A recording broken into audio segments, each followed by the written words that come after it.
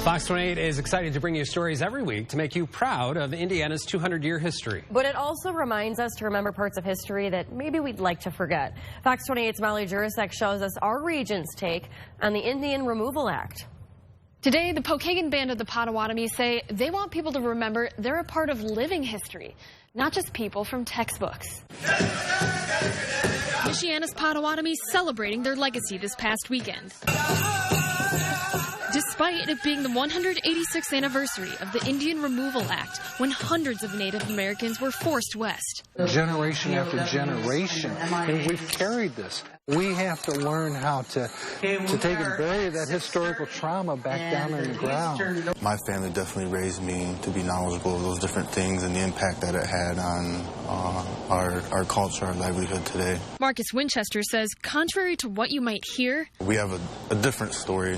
His band generally got along with Catholic European settlers, especially in Michigan. He says a lot of credit goes to Leopold Pokagon, a leader who aimed to adopt Western ways. And that's why we're still here. And that's why we're not in Oklahoma.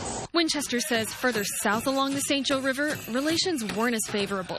He says Indiana farmland was easier to till compared to Michigan's woodsy landscape. So the pressure, the demand to get Potawatomi out of northern Indiana was a little bit more pressing.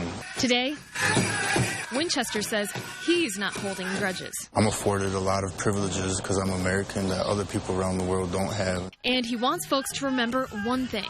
We were at a lot of the same decisions that America's founding fathers were. We were in the same room as them when it was the decisions were made of, are we going to go to this battle? Are we going to go to that battle? And check this out. Just a couple months ago, Winchester got to see an original 1836 treaty between the Potawatomi and settlers.